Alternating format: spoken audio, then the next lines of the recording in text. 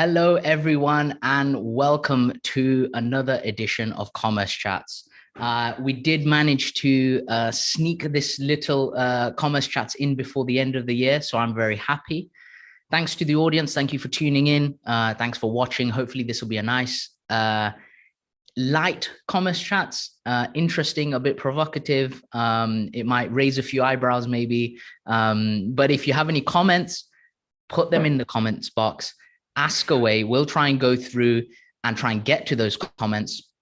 And this is where we put on our hats of thinking about the future, but also making some wild guesses, some hypothetical questions, and casting our mind's eye to the future and making a prediction as to where we're going to be in the world of commerce. A time of reflection and provocative thought, hopefully. So hopefully many of you know me by now. My name is Krish, the host of Commerce Chats, also from EICOM Institute. You can see there's a couple of things here to read, but you guys know me by now, so welcome.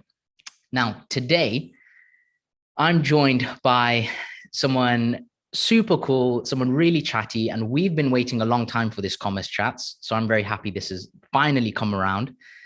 It's someone who is a CMX level 2, something really important to remember. Have a look at commercecertification.com if you need to know a little bit more about these commerce exams. He's also someone who is seeking the next level in the CMX. He's also an educational enthusiast, I'd like to say. So without further ado, Adriano, please introduce yourself to our audience. Sure. Thank you, Krish. Thank you, guys, for this kindly invitation. Hello, everyone. Hope everyone is safe and enjoy this commerce chat. I think it will be one of the last of the years, but yes, we are very excited to be with you guys. I think you guys can watch us live now, right, Krish? Exactly. We're live on YouTube, so put some comments in and we can respond. Some of our backstage will pop some questions to us. So any opinions you may have, please put them in the box and we'll see if we can get to them. But you're right, Adriano. Yeah, we're live. We always do Commerce Chats live. So yeah, it's great to have you here. Before we get into what the topic is today, it's an interesting one, like I've mentioned. I'd like to ask you, Adriano, how was Black Friday for you this year? What happened? Was it good? Was it bad? It was very good, Krish. Always we want to be better, right? But we experienced a 33% in GMV growth compared to last year in USD. This is a public information from VTEX. So it was amazing because many people were afraid of the Black Friday and all the macro issues that we're facing right now, all those concerns. But to be honest, it was really amazing for our customers, and we experienced a very good growth. And obviously, for the next season, we are planning how to go better. Okay, interesting. So jumping into the topic of today. Predictions are an interesting idea. Just thinking about the World Cup, nobody can make a prediction, right? About what's going to happen, who's going to win, who's going to lose. That just proved it for everyone. Adriano, I know you're a bit of a football fan. So our topic of today is the hottest trends in e-commerce in 2023. What's it going to be about? What is everyone going to be talking about in 2023? And also some of the challenges that we're going to face in 2023, challenges, opportunities, and what's upcoming in the future. And also underpinning everything, I think, is what are we going to be able to do to stay ahead in front of the competition, having the healthy competition. I think this is what this Commerce Chats is about. So Adriano, what does this topic mean to you? 2023, do you look forward to the future often as a commerce professional? What's your viewpoint on that? For sure. And Krish, let's going back to 2022. I remember some notes. I'm a former McKinsey as well. Nice. So in the beginning of this year, everyone was talking about a rebound in 2022. We had some issues like Ukraine, the war, And then we started to face, just going back, right, before we go into 2023, supply chain issues, the food issues around the world, all the housing. We started to hear about inflation more or less in June, July, recession. So recession was also a topic this year, 2022, energy, net zero. So they started to talk net zero, and now we are again talking about a new era or a potential recession. And for sure, for the e-commerce, we see these as opportunities. As the Chinese word, we can see this as a crisis or as an opportunity for many. So for sure, we are in the digital world, and we are seeing an increase for the next years. And we have seen that consumer needs, and they are requiring more speed from the e-commerce web pages. They want to deliver fast, so they want to receive fast. We are talking about the omni-channel. We are talking about some new business models, like consumer to consumer, last mile. So many topics that our technologies are trying to address, and we will address in this upcoming year. Yeah, no, definitely. I think it's all good.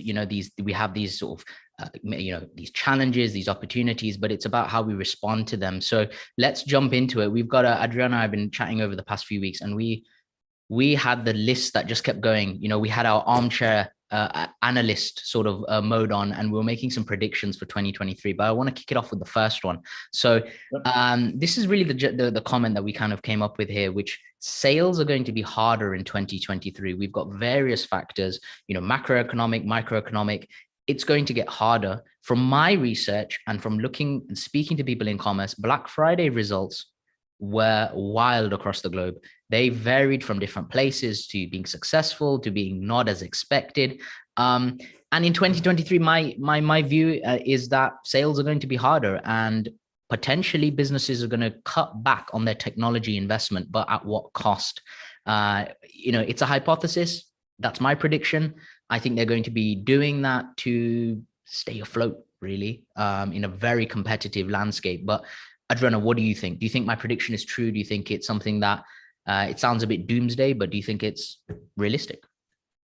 Yeah, I think so, Krish. And I think we are hearing more and more about profit and all the investors movement in the world. I always make an analogy when we talk about cutting costs. So cutting costs, I remember a former boss, he told me, cutting costs is like when you go to the gym. So you want to lose weight, right? So you can lose weight. He used to say me, you can lose weight in two ways. You can go work out and you are losing weight, or you can go and cut a leg and you are losing weight. Right. So true. I always say we just need to be careful when we are cutting costs to not cut an important piece of our body or our company. And technology is always the main driver to optimize and automatize process performance and to reach the digital consumers nowadays. So the technology battle will remain in 2023 and onwards. So we are seeing that the battle now is not only for the technology side. Krish is also to retain and attract talents. So they are the ones to pilot and drive these new technologies, right? Right. No, you're right. And the analogy of going to the gym is really interesting. I think you could easily replace in that provocative question of, technology might be suffering from lack of investment. I think you could replace technology with training costs, with staff training, with staff development, with so many different, R&D. Is R&D going to suffer because sales are going to be harder? And I think that's really interesting. I think it's certainly something we don't like to hear about in commerce, but sometimes the truth, we do need to face up to reality. So I've got a second point here. So for those of you listening, again, feel free to disagree with us, agree with us, put some comments in. Adriano, you've got a finance background. You're a finance professional as well. My prediction is the CFO will be more responsible for the final say in decisions, less so maybe the CEO, less so maybe anyone else. I think the CFO is going to be the go-to person where people, they seek the yes or no decision from the CFO, and having a internal champion that you may have, maybe it's a leader, maybe it's someone else, that's not going to be enough. The CFO is going to have the final decision. And I know many people would disagree with me on that one. But what do you think? What's your viewpoint? When we talk about large companies, obviously we have different internal buyers. I think mostly in those companies where they have a governance committee. So we will find from the CEO, all the C levels below, working to make the right decision. We are also seeing from this side, the technology side, we have seen reports showing that the CTO will be a very important piece, because 70% of the decisions in acquiring new technologies, platforms, will be made from a technical perspective. But you're right, and I agree, Krish, because growth at all costs is no longer being rewarded. Capital, as we know, is becoming expensive again, leading investors to pay less for growth and looking for near-term certainty. So I think now we are seeing this in the startups and all those new companies that in the past they were focused on exponential growth, and now we are looking at they are moving to profitable growth. No, definitely. Back again, right? Yeah, and just from want to tell the audience here, I'm no economist. I don't have the right answer or a crystal ball to this, but from the times that we had over the past 2 years, where we had not easy money, but there was available cash in the market for investment, the times, it's quite obvious the times have changed. We've seen certain pullback on different investments from investors and VCs. And, I think the power balance is going to change, I think, in organizations to more the CFO, more financial led, and less about getting market dominance. I think it's going to be more about financial dominance and how well kept the books are, but time will tell, right? So let's go to our third trend and prediction for 2023. So every commerce company, generally, every high-performing commerce company has a culture. I think Adriano and we were talking about this. The culture can vary from different organizations and departments, but the culture for 2023 will not be focused on just winning. So what do we mean by that? It's not going to be about winning sales. It's not going to be about getting the sale. But what will it be about? So when companies aren't winning, which is possibly the case for 2023, the culture can't be about winning, because sometimes there's different factors, there's different influences. So when we say the culture will not be focused on winning, it's going to be focused on something else. Performance, is it going to be focused on transparency, internal relationships, going above and beyond? The list goes on. But the bottom line is the culture is going to change for a company. What do you think, Adriano? Do you think that's something that's a bit too wild, a bit out there, or do you think I'm on the track? I fully agree, Christian. I think we've seen, we hear about this analogy in the Formula One, right? Sometimes you need to have the best car, you need the best driver, and you need the best crew. Yeah. It's all about the culture. It's all about the culture at the end of the day. I think some modern companies were born with this digital DNA, right? So that is part of their blood. And the traditional companies from the past, who were born as a physical DNA, if one can call it like that, are running to enter in the digital space right now. Some are being successful and some others not. But culture, in my opinion, will become a competitive advantage for those companies. It must be driven from the top. Right. If I can give an example, I remember I used to work doing M&As in the past, mergers and acquisitions, acquiring companies all over the world in more than 30 countries.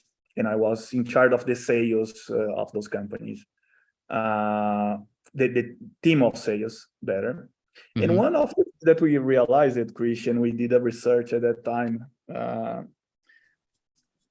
when a big dominator acquire another company, 30%, only 30% of the initial employees stayed at that acquired company, and 70% left.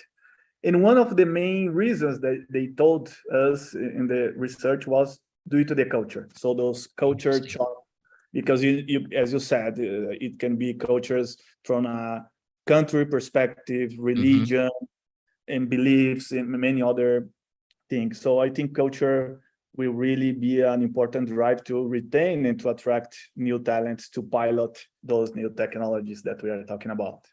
Definitely. And I think the change is, sometimes these questions are so philosophical, and they can get sort of detached from reality. And it's about what can we do to change the culture in the organizations that we work in. And sometimes, we're going to have to take the first step and lead, regardless of which position that we're in. Maybe this is an interesting thought for 2023.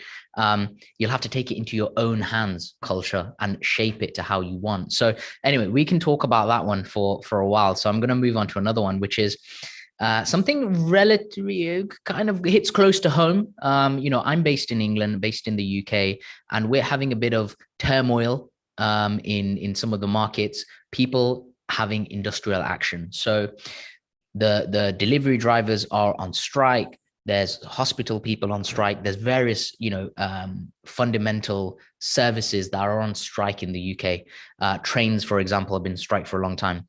But to bring it back to commerce, my hypothesis for 2023 and beyond is that the retailers are going to take back the last mile. So what does that mean? I'll give you a real world example. I ordered something on the 12th of December. It still hasn't arrived. It would have been quicker for that company to send someone out to me and drop something and actually deliver it themselves.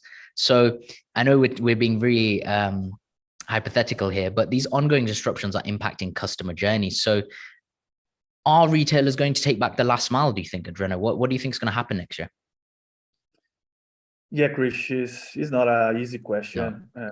As you said, we are facing supply chain issues all over the world, which are impacting mainly the online business, which moved in this direction, mainly the delivery and the logistic part. And this is really a challenge. Last mile is one of those for sure.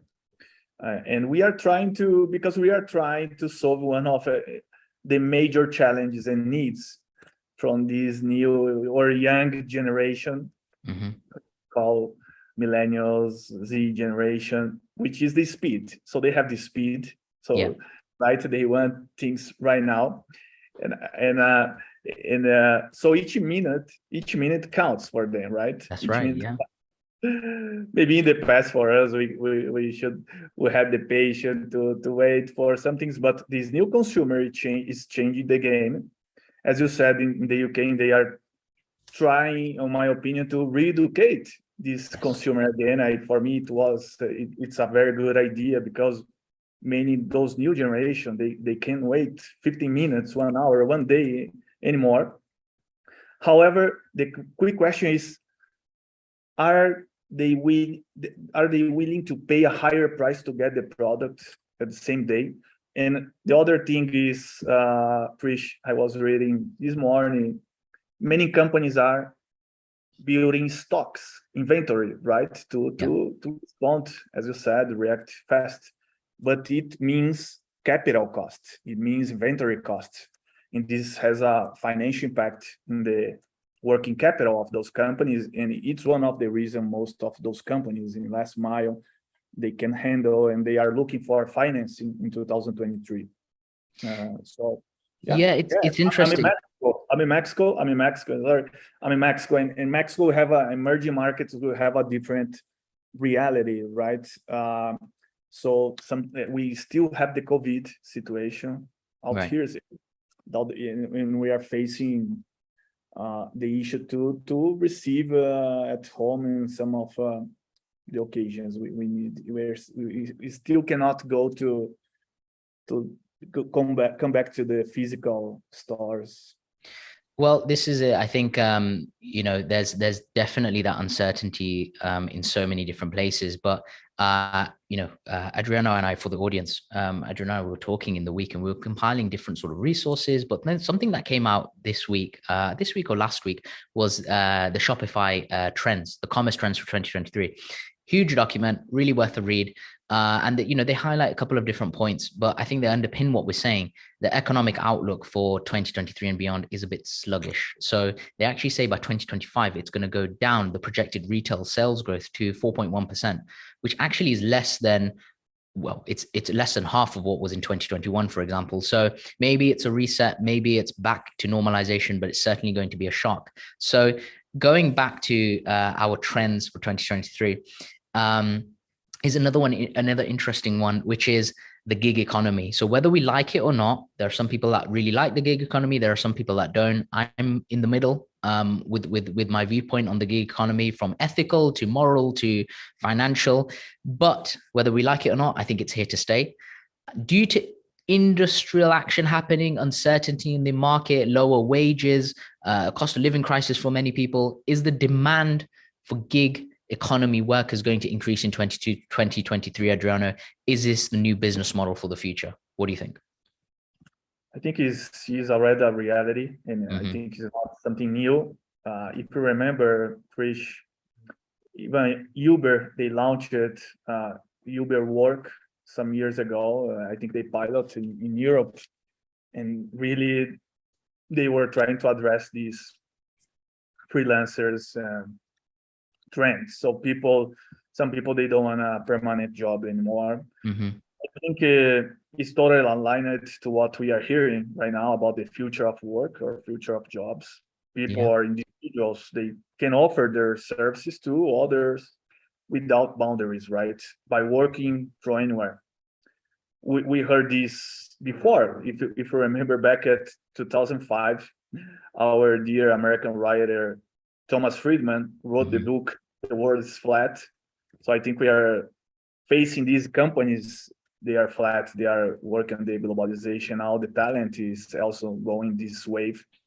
And if we move in the digital, in the bank, as you said, the fintech. So now digital banks or open banks are feeling an important need from the new generations.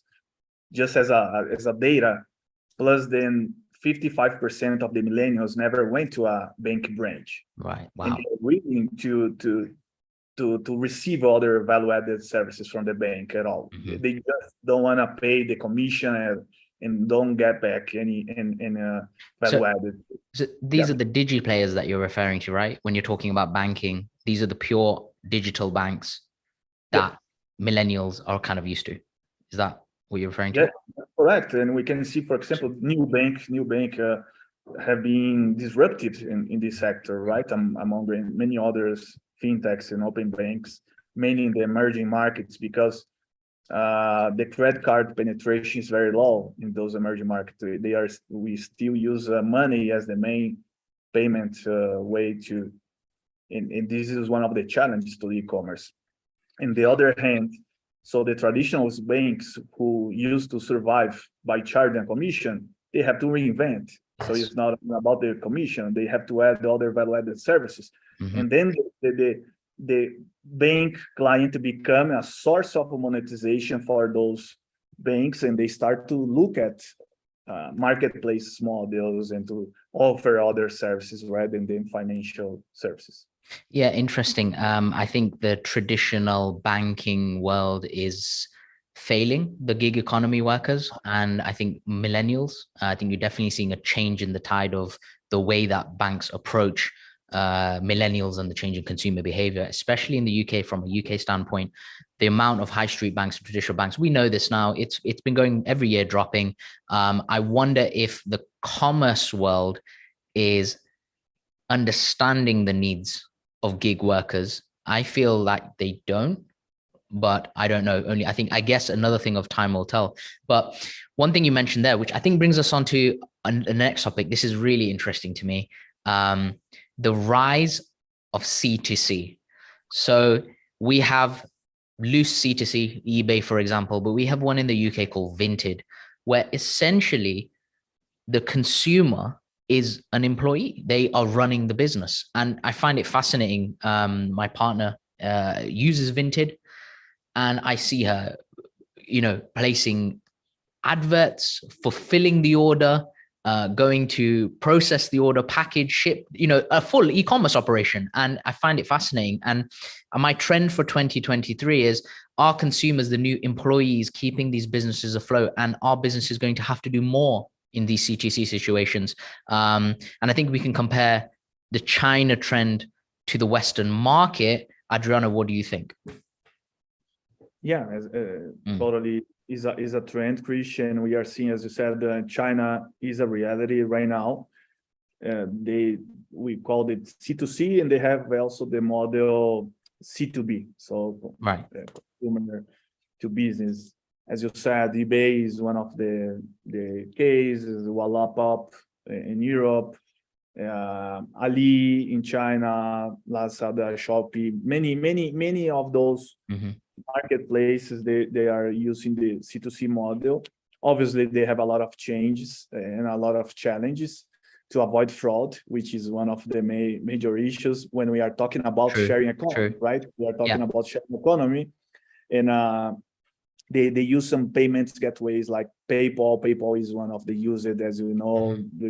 You can cancel some payments in certain time. And one of the issues of the C2C that they are facing right now is the lack of quality control. So we know it's how we make sure the product and payments guarantee. So that's where we see like the opportunities. And basically we have two models. C2C, when we have a company, which is the third part, like intermediating those individuals or consumers. But there is also another model called P2P, peer-to-peer. And the peer-to-peer is when the counterparts transact directly without intermediary. And they use blockchain technologies. And then obviously the central banks are worried about this because there is a lot of discussions about informal economies, these and all the tax issues behind it. Well, it's about, I think they're definitely worried about regulating it, and you've seen it happen in certain parts. And I just want to bring it back, to the audience here. Audience, if you are hearing some of these terms and you're like, I don't know what this means, what's Adriano on about? What's Krish talking about here? You need to speak to us at EICOM Institute. Come and learn with us. Understand more about these topics, learn about digital disruption, come to our executive program, visit commerce certification, have a scan of this QR code, learn more at ecom.org, subscribe to our channel. We're here to support you, bring you up to speed with digital disruption for 2023 and beyond. So if you love these sort of conversations and want to formalize your education, learn more, surround yourself with peers that are interested in this topic, then come and visit us, reach out to me on LinkedIn. Well, we've got Adriano one more time, I think a little bit of time to talk about something else here. I find this super interesting here. So we talk about Netflix, for example. Maybe it's not the best example here, but Netflix, for this example, they've introduced a new model where you can have ads. And for a lower cost per month, you are subject to adverts.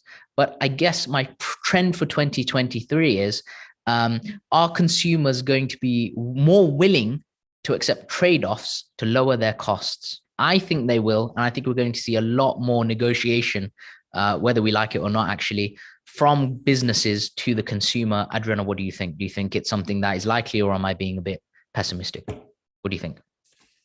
I think is a trend for sure, Christian. We are seeing this from not only Netflix, many video streaming platforms. They are seeing the consumers as the new product, right? Yes. So we become the product for not only Netflix. We can talk about Metaverse and many other platforms where the consumers become the product for those platforms. And obviously the ads is some sort of monetization area for those companies. However, in many regions, we are seeing all the data privacy and all the cookieless functionalities and discussion being regulated. So obviously those companies are going to face all these consumer data information, data privacy, But that's right. We are seeing, for example, if you are watching a movie right now, we can take any example and say, oh, I want to buy the t-shirt from this movie. And right away, you can pop up with the live shopping and you say, I want to buy this t-shirt. And obviously those streaming are becoming a way to buy. And we can say the streaming platform is a kind of a way channel to buy, but we can say TVs, any hardware, even the vehicles are becoming platforms to buy from e-commerce when you are watching a movie or streaming any video. Yeah, interesting. I think people are going to become a lot more creative as 2023 approaches in terms of the opportunities to sell different products and give us opportunity to purchase.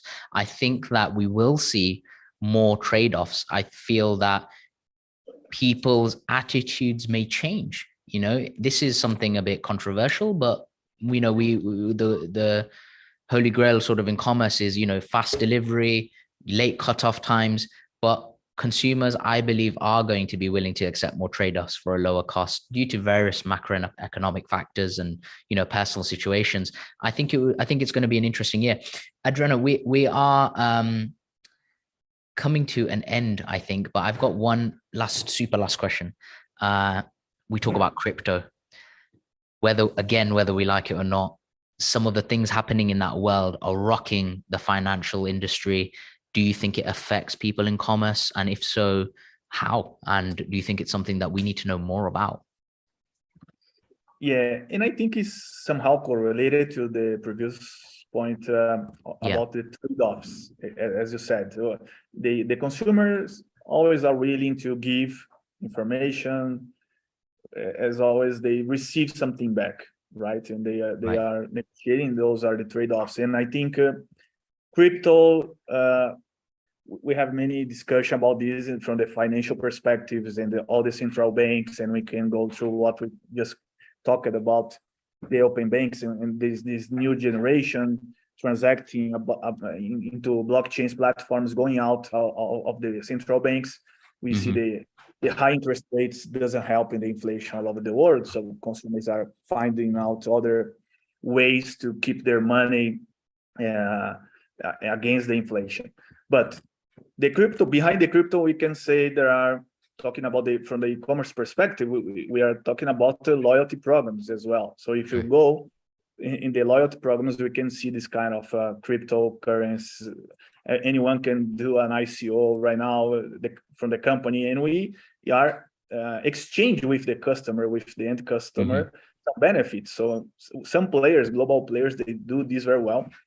And I think we can move in another perspective, Krish, as we spoke in the weekend. Like, companies are not differentiating what is a user from a buyer from a customer. So as I said, the user is the one who is navigating your portal. The buyer is the one who bought once in your portal, in your e-commerce platform, but the customer is really the client who buy frequently, and he's loyal to your brand and perceived value. And this is the client that we have to preserve and we have to invest. We were seeing in the report that you mentioned that 7 out of 10 customers bought from a competitor. So I think we should use the crypto from a loyalty perspective, because how many companies are willing to invest in the consumer to become a client? And this is less expensive rather than acquire a new customer, right? We have seen some KPIs that to acquire a new customer is costing companies $29. So obviously, if we can attract and retain the customers that we have, it's less costly for the companies. No, it's right. And I think that what was interesting that you touched on is the user and the customer and the client. And I think we can talk about that for a long time when we talk about customer lifetime value. I do think, just before we wrap up here, education is going to be important in all of these things. I think if a commerce professional isn't aware of what's happening, then I believe that the commerce professionals will get left behind, especially in the fast changing world of 2023 beyond. I think it's going to be, if you don't know about it, you should start thinking about getting to know these topics, concepts, because there are people that are going really fast. And, when you hear about something, it's already too late, right? That's what they say. So, Adriano, I want to leave on a positive note for 2023, because I feel like I've been a bit doomsday a little bit, but I think it's going to be an interesting year. Final words. What do you think about 2023? What's your thoughts? You think it's going to be a good year? I think is going to be a good year, because we have been facing this. I feel like a little old, but we faced a lot of crises back in the 90s, 2000, 2001, 2008, 2012. Right? Yeah. Crisis cycles, right? I think it's being shortening, but it's always a year for opportunities. We can Absolutely. see recession, but recession for few peoples and for entrepreneurs and many visionaries is a year of opportunities. Yeah. So I think, as you said, it's a year to re-educate ourselves. So I invite everyone to go to EICOM. As you said, education for me is something I'm reinventing myself. As you said, I took my CMX2 and now I'm going to take my CMX3. I'm in the sales area, but I'm training myself in the IT knowledge, in architecture knowledge. Education for me is key. In one of my favorite books, if I can mention here, Krish, is really the one. It's called it From Third to First. Is a book written by Lee Kuan Yew. Is the Singapore story, how Singapore back in the 60s, they were one of the lowest GDP per capita, and now they are one of the largest and biggest GDP per capita. So Lee Kuan Yew transformed a country and all the companies and all the people with the education. So I've been in more than 30 countries, and I always share knowledge with people all over the world, from China to US to emerging markets. And that's something that I really believe the countries with more education people are the ones to survive and to thrive in 2023. And I think the companies as well. So we have to retain our talents, to retrain and those talents in order to increase our value to our shareholders and all the ecosystem behind.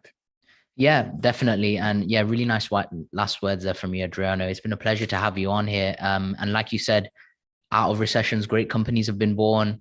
Individuals have started great things, developed great things. But education underpins all of it. And I think accelerates us, like you mentioned. That book recommendation, is fantastic. We'll try and put it in the description below. Thank you, Adriano. Thank you for being a great guest. 2023 Commerce Chats. If you want to come and join me for a conversation, you've got something to say, or you want to discuss something, then reach out to me. But until then, until 2023, have a great Christmas, a great New Year, and thanks for watching this year. Thanks. Bye-bye. Thanks, Adriano. Appreciate it. Thanks. See you soon. Bye-bye. Bye-bye. See you soon.